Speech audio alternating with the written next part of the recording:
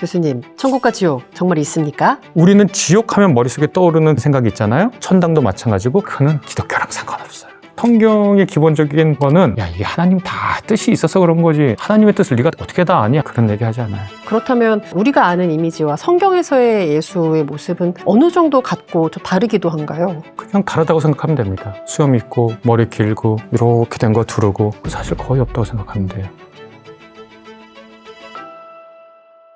학교에서 알려주지 않는 진짜 지식을 전하는 지식인 클래스 박선영입니다. 여러분, 천국과 지옥은 정말 존재하는 걸까요? 우리는 죽으면 어디로 가는 걸까요? 누구나 궁금해하지만 답하기 어려운 질문 가운데 하나일 텐데요. 오늘은 연세대학교 김학철 교수님을 모시고 기독교에 대해서 궁금한 부분 함께 이야기 나눠보겠습니다. 교수님 안녕하세요. 안녕하세요. 반갑습니다. 반갑습니다. 교수님 관련된 영상들을 정말 많이 찾아봤는데 아, 그러셔요? 아이돌급 사랑과 인기를 받고 계시더라고요. 찬사 섞인 말씀인데 감사히 받겠습니다. 완전히 사실에 부합하는 건 아닌 것 같습니다. 아닙니다. 사실입니다. 사실 굉장히 오랜 시간 동안 기독교와 성경을 연구하고 오셨잖아요. 교수님께서 느끼시기에 사람들이 기독교에 대해서 가장 크게 오해하는 한 가지가 있다라고 하면 뭐가 있을까요? 자기가 잘한다고 생각하는 겁니다. 제가 얼마 전에 오디세이 영화를 봤어요. 핫한 영화 보셨네요. 네, 너무 재밌게 봤어요. 근데 저같이 2000년 전 그리스어를 공부한 사람은 그거를 그리스어로 읽을 수가 있잖아요. 그러면 그걸 읽은 사람은 새로 나온 오디세이 영화가 원작하고 비교할 수밖에 없어요. 그러면서 반응이 몇 가지로 갈릴 수 있습니다. 하나는 원작을 왜곡했다 이렇게 얘기할 수도 있고 또 어떤 분은 이 둘이 서로 다른데 굉장히 창조적으로 왜곡했다 그렇게 얘기할 수 있잖아요. 저는 이렇게 익숙한 것을 낯설게 보는 것이 중단되는 순간 어떤 종교도 어떤 고전도 더 이상 생명력이 없는 것 같아요. 익숙한데 더 이상 그것을 읽을 이유가 없죠. 그래서 기독교뿐만 아니라 불교나 뭐 이런 대단한 종교는 언제나 느닷없이 낯설게 새롭게 다가오는 거거든요. 근데 많은 분들이 어느 걸 좀 접하면 그 분야에 대해서 익숙해 한다고 생각해요. 성경을 자기가 오래 읽어서 잘한다. 태어날 때부터 기독교인이다. 그렇다고 기독교를 잘하는 건 아니거든요. 제가 생물로 지금까지 살아왔잖아요. 그렇다고 생물학을 아는 건 아니죠. 또 평생 법질서 안에 있었는데 법학을 아는 건 아니잖아요. 그러니까 기독교인이나 비기독교인이나 모두 갖고 있는 어떤 오해랄까 하는 것은 자기가 그것에 대해서 어느 정도 안다. 그런 생각이 제일 전 큰 오해 같아요.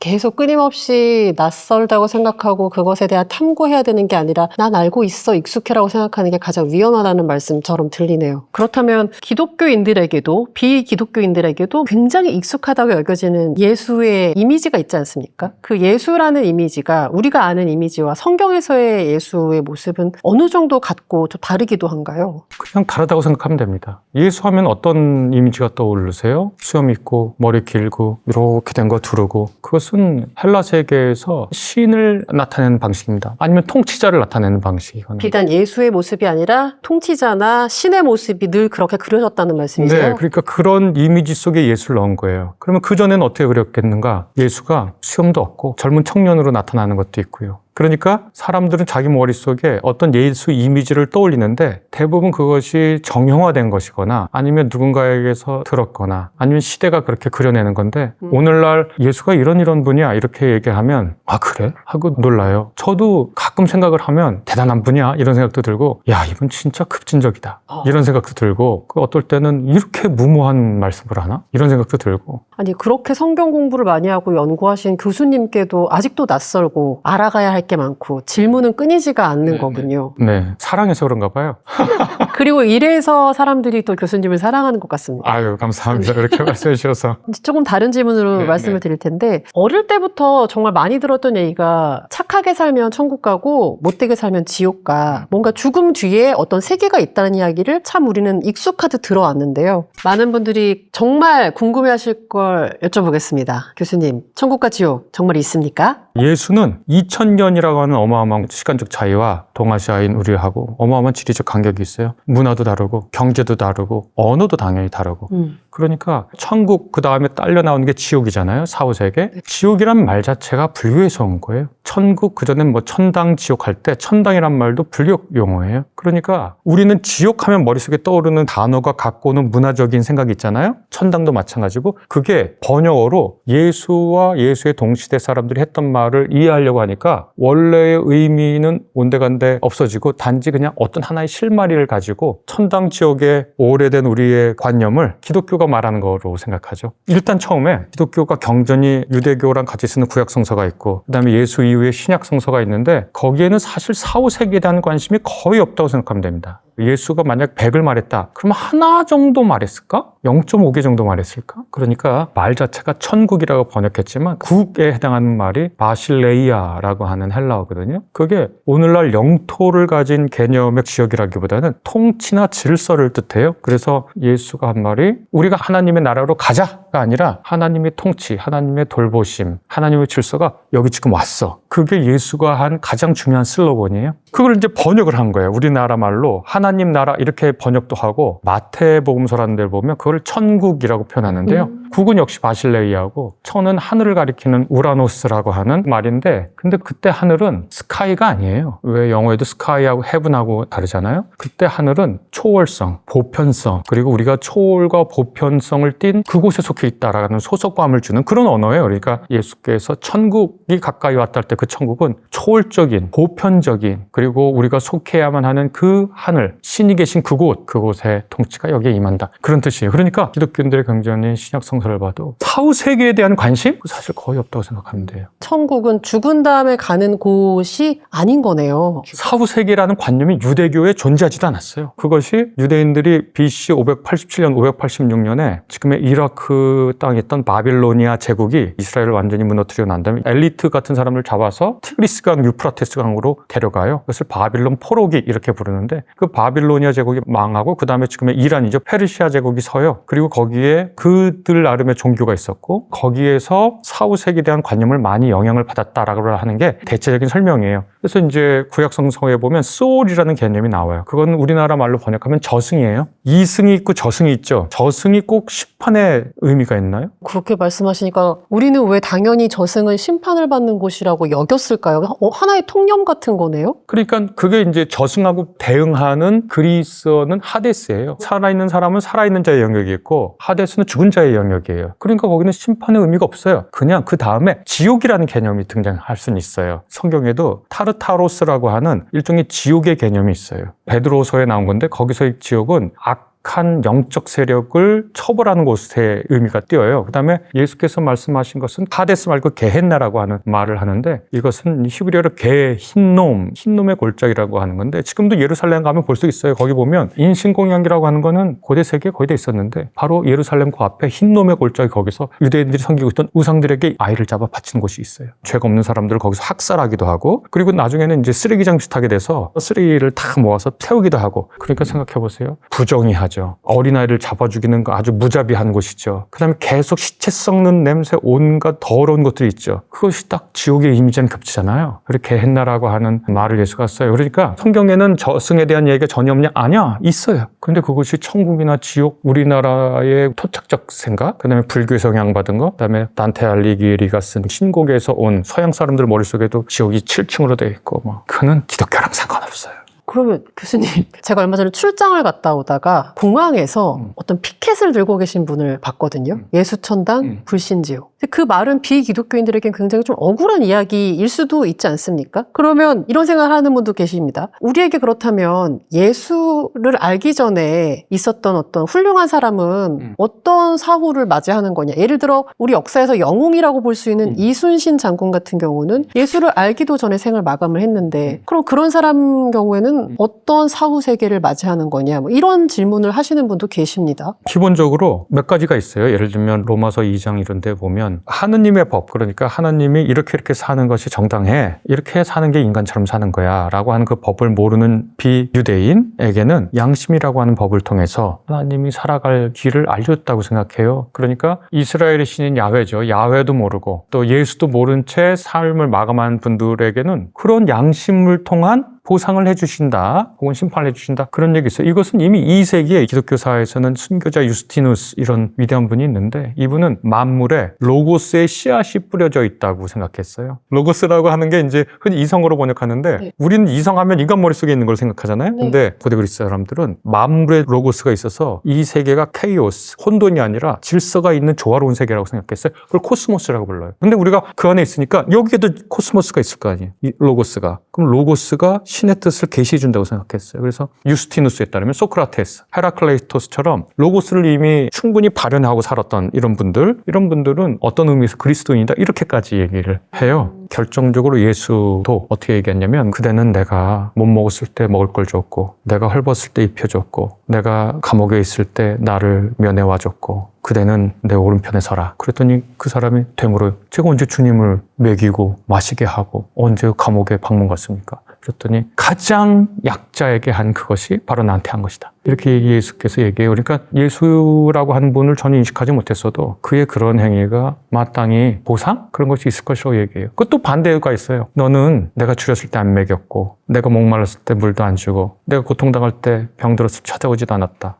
제가 언제 주님을 그랬더니 가장 약한 지극히 작은 한 사람한테 하지 않는 게 그건 나한테 하지 않는 거다. 그렇게 얘기하거든요. 그러니까 예수 천당 불신지옥이란 말은 뭐 당연히 성경에 없고 우리나라 개신교 초창기에 한 분이 캐치프레이즈로 만든 겁니다. 사사 딱 맞잖아요. 우리 사자성어 내게 그렇게 아주 간략하게 요약한다고 요약했는데 정확하게 맞다고 생각하지는 않아요. 한국에만 있는 이야기군요. 당연히 하죠. 말 그대로 기독교가 말하는 구원은 우리가 생각하는 어떤 상벌의 공정성이 아니다라는 이야기를 또 해주신 거네요. 네. 또 이제 이런 질문을 하는 분들이 계십니다. 이제 갓 태어난 아기가 얼마나 순수하고 예쁘고 무슨 죄를 지었겠습니까? 근데 그 아이가 갑자기 아프다든가 어떤 천재지변의 사고를 당한다든가 인간의 힘으로서 할 수 없는 무언가 나쁜 일을 당하는 사람들이 있습니다. 나쁜 일을 저지르지도 않았는데. 근데 그런 사람들을 보면 하나님께서는 전지전능하고 그렇게 선하신 분인데 왜 이곳에 임하지 않으시냐라고 말씀하시는 분도 계십니다. 이런 질문에 대한 교수님은 어떤 답을 주시나요? 그거는 아주 오래된 질문인데 17세기에 우리에게 미적분을 천사한 고맙고도 나쁜 분 라이프 니츠라고 하는 분이 테오디시 우리말로 번역할 땐 신정론이라는 말로 번역했습니다. 하나님이 선하고 전능하고 그런데 왜 세상에 악이 존재하냐 이런 얘기를 하거든요. 자 그러면 몇 가지 생각해 볼 수가 있어요. 일단 문제되는 건 모순이 된다는 거잖아요. 그러면 모순이 안 되게 할 수 있어요. 형식적으로 제가 간단하게 해보겠습니다. 일단 하나님이 선하다는 말을 한번 해볼게요. 하나님이 선하다고 하는 것을 우리가 이렇게 생각해 볼 수 있습니다. 가령 저희 집에 강제 반려당한 고양이가 한 마리 있습니다. 왜냐면 딸이 자처로 나갔다가 항의 안 하고 고양이를 입양해서 다시 집에 돌아왔어요. 그러니까 얘를 책임져야 되잖아요. 힘들어요. 그런데 네. 엊그저께 스케일링을 했거든요. 마취시키고 스케일링하고 뭐 여러 가지 뭐 링거도 꽂고. 그런데 제 딸이 막 울먹울먹 하면서 고양이 이름을 부르면서 간호 입장에서는 이 상황이 얼마나 이해가 안 되겠냐고. 사랑으로서 해준 건데 얘 입장에서는 세상에 그냥 당하는 거야. 가만히 있어도 잘 살고 있는데 왜 날 마취시키고 아프게 해? 라는 게 고양이의 입장일 거다. 자, 그러면 보호자의 선이 보호를 받는 존재의 선과 직결되지가 않아요. 전체를 다 볼 수 있는 존재의 선이 전체를 다 볼 수 없는 존재의 선하고 동등한 선상에 놓을 수가 없어요. 그런 방식으로 신정론을 설명할 수 있어요. 그건 자연재해도 마찬가지예요. 1755년에 그때 만성절이 있었어요. 모든 성인들의 날 리스본에서 어마어마한 대지진이 일어나서 성당에서 모였던 대단히 많은 사람들이 숨을 거두게 됐어요. 그러니까 너무 말이 안 되는 거예요. 근데 가만히 생각해 보면 말이죠. 만약에 이게 오늘날의 지지라고 생각해 보는 거예요. 이게 판구조 운동이거든요. 그러면 장기 탄소 순환 메커니즘에 의해서 생기는 건데 이게 있어야 기후 안정과 거주 가능성이 가능해진다는 거예요. 우리 사막이 있어요. 우리 지구의 사막. 사막에 산 사람들 입장으로 생각해 보세요. 내가 사는 데는 왜 이런가? 근데 사막 없으면요 대기 활동이 일어나지 않아요. 전 여기 다 동의하지는 않아요. 다 동의하진 않지만 그래도 이렇게 대답하면 그것도 그럴 수 있겠다. 그리고 실제로 성경에 보면 시편이라고 하는 150편에 달하는 시들을 모아놓은 구약성서, 히브리성서가 있는데 거기에 3분의 1이 하나님한테 절규하는 시예요. 하나님 진짜 이럴 수 있습니까? 이게 도대체 무슨 일입니까? 그러니까 성경의 기본적인 거는 이런 일이 일어났을 때 야 하나님이 다 오르니까 너 입 닫고 있어라 그런 얘기 하지 않아요. 우리가 논리적으로 논리적으로 말할 수 있어요. 더 큰 모든 것을 아는 분의 선이 부분만 아는 사람의 선보다 훨씬 더 큰 선이다 이렇게 말할 수 있지만 실제로 갓난아이 품에 앉자마자 잃은 부모의 심정을 그 말로 설득할 수가 없어요. 그러니까 울부짖는 것을 성경에서 금하지 않아요. 그러니까 성경은 신정론에 대한 이야기를 제기하면서 동시에 신정론을 파괴하지도 않아요. 이 울부짖음 그대로 여기 남겨둬요. 같이 울어주는 책이에요. 그러니까 기독교는 같이 안 울어주지 않아요. 그냥 야, 이게 하나님 다 뜻이 있어서 그런 거지. 너는 하나님의 뜻을 네가 어떻게 다 아니 하면서 그 사람을 입막음시키지 않아요. 같이 울어주고 같이 고통스러워하고. 그럼 그 시편에서는 3분의 1 가량의 분량 동안 탄원하는 자들에게 뭐라고 답을 주나요? 그냥 들어주시는 건가요? 성경에서? 예수께서도 십자가에 달려 돌아가실 때 시편의 한 구절인데 하나님 왜 나를 버립니까? 그건 예수께서도 처절한 시편 22편을 외우신 거거든요. 근데 물론 그 시편은 그렇게 막 탄원하다가 어느 순간 갑자기 감사의 말을 하기도 하고 막 탄원하고 하나님 당신 이럴 수 있어 하고 멱살까지 잡으려 하다가 찬양의 말로 끝나고 뭐 이런 식이에요. 그러니까 소리 지르다가 어떤 한순간에 뭐가 왔는지 도대체 이 급격한 변동을 이해할 수는 없어요. 근데 그런 게 있어요. 그게 이제 하나고. 그다음에 하나님의 전능성을 생각해 봐야 돼요. 하나님이 네모난 원을 만들 수 있냐? 못 만들면 전능한 게 아니잖냐? 이렇게 말하면 원은 원이라고 하는 특성이 있는 거고 사각형은 사각형이라고 하는 특성이 있어요. 그 모순된 걸 조합하고서 그걸 만들지 못하면 어떡하냐? 그럼 전능하지 않는 게 아니냐? 이렇게 질문하거나 하나님이 자기가 들 수 없을 정도로 무거운 돌을 만들 수 있냐? 그럼 못 만들면 전능한 게 아니고 들 수 없으면 전능한 게 아니잖아요. 논리적인 모순이 생기잖아요. 그러니까 전능하다는 게 무슨 뜻이지? 하고 그걸 물어봐야 되잖아요. 전능이 처음부터 끝까지 야 내가 프로그램 다 해놨어. 너희들은 에이전트로 움직이기만 하면 돼. 착착착착착 가. 이런 세상이 아니라고 생각해요. 그러면은 기독교나 유대교에서 신의 창조와 신의 섭리를 어떻게 보냐? 창조를 어떻게 보냐면 창조했고 창조하고 있고 창조할 것이다. 이렇게 말하거든요. 그건 뭐냐면 지금 케이오스라고 하는 상황을 계속해서 극복해 나가는 거예요. 누구와 더불어? 인간이란 파트너와 더불어. 혼돈스러운 곳에 코스모스를 주고 어둠이 있는 곳에 빛을 내리고 눈물이 있는 곳에 기쁨을 주고 그러니까 신의 전능성은 사랑의 전능성이에요. 인간을 자기의 파트너로 불러서 계속해서 이 우주를 질서의 세계로 행복의 세계로 개척해 나가는 전능성이라고 생각해요. 맨 마지막으로 이 세상이 악한 일이 너무 많아요 이런 얘기 하는데 아까 말한 라이프 니츠라고 하는 분은 그럴 수는 있는데 그래도 이 세상이 존재할 수 있는 최선의 세계야 이렇게 얘기를 할 수 있습니다. 우리가 존재하는 여러 방식의 악한 게 있잖아요. 요렇게 가면 요게 좋고 요게 나쁘고 요렇게 가면 요게 좋고 요게 나쁘고 하나님이 그 중에 가장 최선의 시나리오를 결과로 지금 인도하는 거야. 존재할 수 있는 최선의 세계야. 이렇게 이제 얘기해요. 그게 이제 신종론에 대한 대답인데 그런데 이걸로 다 논리적으로 납득이 돼도 이건 이론적인 얘기예요. 실제로 고통 속에 있는 사람에게 성경이 하는 말은 이것은 다 철학적인 사변적인 얘기예요. 그래서 이른바 부활이라는 말을 하는 거예요. 하나님이 사후정산하신다고.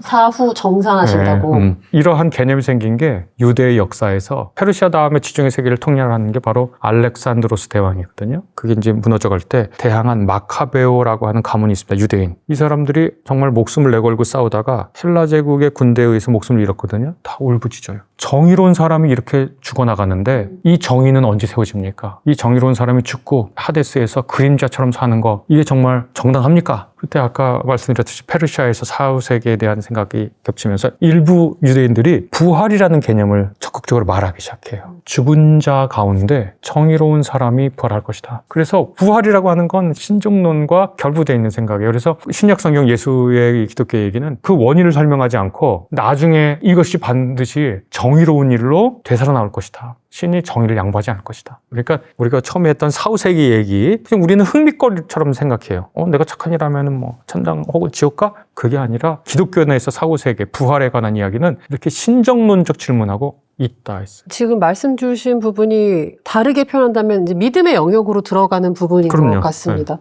결국은 지금 나에게 주는 고통과 불합리해 보이고 비이성적으로 보이는 어떤 논리적으로 설명할 수 없는 일들도 다 이유가 있다. 뜻하신 바가 있다라는 말씀을 주신 거잖아요. 그렇게 주장하는 분도 있다. 설명하는 분도 있다. 그리고 하나님의 전능성을 다른 부분을 설명하는 분도 있다. 네. 그다음에 이 세계의 악에 대해서 최선의 세계다 이렇게 하는 분도 있다. 그러나 성경의 말은 그런 원리와 이유와 구조를 설명하지 않고 반드시 세상 끝날에 정의는 완성될 거야. 라고 하는 이야기를 마무리하죠. 설명하지 않아요. 예를 들어 예수가 길을 가는데 어떤 사람이 태어나면서부터 눈이 멀었어요. 그러니까 사람들이 물어봐요. 예수님, 저 사람이 저렇게 태어나면서부터 눈이 먼 게 그 사람 부모가 잘못한 거예요? 아니면 그 사람이 태어날 때 뭔가 잘못한 거예요? 예수께서 거기다 답을 하지 않고 그 사람의 잘못도 그 부모의 잘못도 아니다. 이 사람의 일어날 하나님의 일이 있다. 이렇게 얘기해요. 그러니까 원인을 말해서 이 고통을 설명하지 않고 이 고통이 앞으로 어떻게 될 건지를 말해요. 우리가 지금 고통을 당하고 있으면 고통의 원인을 설명할 수 있는 것도 있고 고통의 원인을 설명할 수 없는 것도 있어요. 근데 고통의 원인을 설명하기 어려운데 고통의 원인을 설명하느라 고통을 해결하지 못하는 경우들이 많아요. 그래서 부처님도 좋은 말씀하셨어요. 독화살의 비유라고. 화살이 날아왔어요. 딱 맞았어요. 독화살이에요. 독이 퍼지기 시작했어요. 그러면 이 화살이 어디서 내려왔느냐, 이 화살을 쏜 사람이 누구누구 원수일 텐데 누구누굴까? 아니 이 화살은 도대체 재질이 뭐지? 이런 원인을 말하지 말고 일단 이 독화살 맞은 사람을 건져내라. 그러니까 원인을 설명할 수 없는 것에 원인을 설명하려고 그러면 우리는 고통의 늪에서 빠져나올 수가 없어요. 그러니까 신정론에 대해서는 여러 가지 대답이 있어요. 어떤 사람이 이게 더 적절할 수 있고 어떤 사람이 이게 더 적절할 수 있고 어떤 사람이 이게 더 적절할 수 있고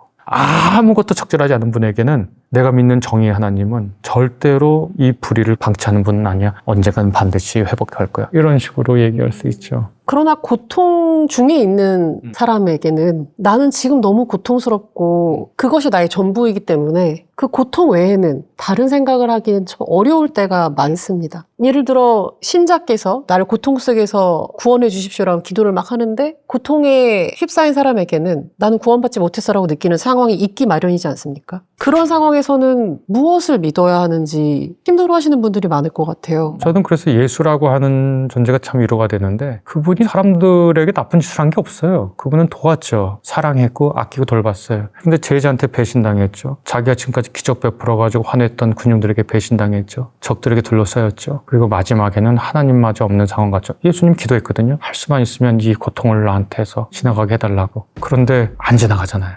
그냥 온전히 고통을 완전히 겪고 결국 숨을 거두잖아요. 그럼에도 불구하고 거기 하나님이 같이 있다고 믿는 거예요. 그러니까 내가 어마어마한 고통 속에서 하나님이 없는 것 같은 상황 속에서 있어요. 그때 아우슈비츠 유대인들 같은 경우에는 내 가족이 지금 가스실에서 죽어가요. 그때 유대인들이 한 유명한 말이 있어요. 하나님이 어디 있지? 가스실에서 같이 죽네.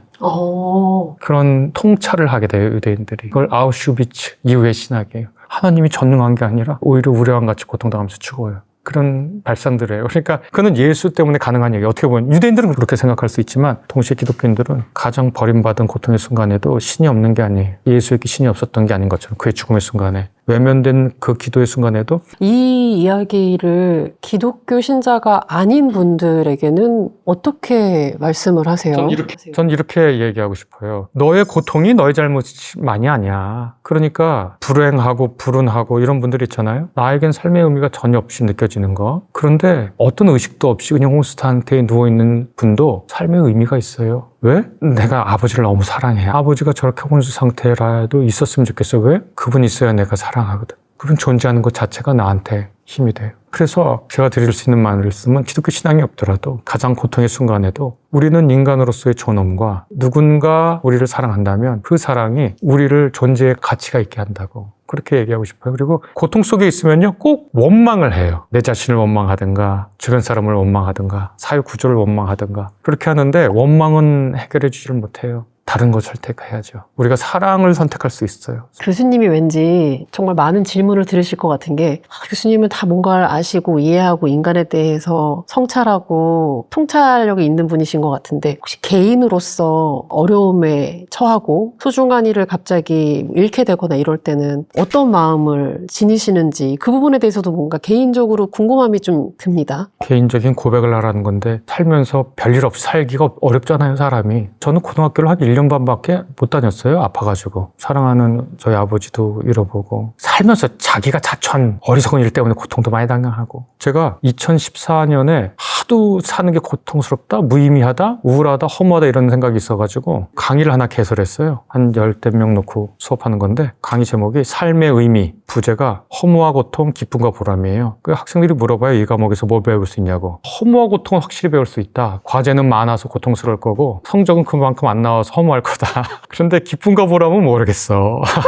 한 10년 했어요. 같이 허무, 고통, 기쁨, 보람. 근데 한 10년 가르치고 나니까 정리가 돼요. 어떻게 삶의 정리하셨나요? 의미에 대해서 정리가 돼요. 인간은 행복 때문에 살아가는 게 아니라는 생각은 확실하게 되고 절대로 행복을 추구하면 안 됩니다. 행복을 추구한다는 건 바보 같은 거예요. 행복을 추구하면 안 돼요. 행복은 그 사람이 삶의 의미와 보람을 이를 악물고 추구해 나갈 때 선물처럼 오는 거예요. 행복감을 추구하는 이 시대가 매우 이상해요. 삶의 의미는 뭐냐? 그 사람의 삶을 지속하게 하는 가치를 실행할 때 발현하는 거예요. 여러 삶의 의미에 대한 정의가 있는데 제가 정돈한 정의예요. 삶을 지속하게 하는 가치가 있어요. 그것을 바라만 보는 게 아니라 실행할 때 의미가 발생해요. 그 발생하는 의미가 있는 한 우리는 견딜 수 있어요. 그래서 요즘 상당히 많은 학생들이 정신적인 문제를 갖고 있다는 얘기가 있는데 모든 인간의 숙제예요. 자기 삶의 의미를 찾는 거, 품격을 갖는 거, 자기 삶의 아름다움을 구현하는 거. 저는 이제 기독교 자원 속에, 전통 속에 있으니까 기독교 전통이 굉장히 풍부하다고 느껴요. 불교도 그럴 수 있겠죠. 오래된 이슬람에서 그럴 수 있겠고 유교에서도 있을 거고. 근데 아마 기독교가 세계에서 가장 많은 신도수를 가진 종교니까 기독교적 언어가 그래도 그런 종교적 언어 중에서는 조금 보편적이지 않을까? 그런 생각을 좀 해보네요. 저는 뭔가 하나 이렇게 댕 얻어맞은 것 같은 느낌이 드는 말씀이셨습니다.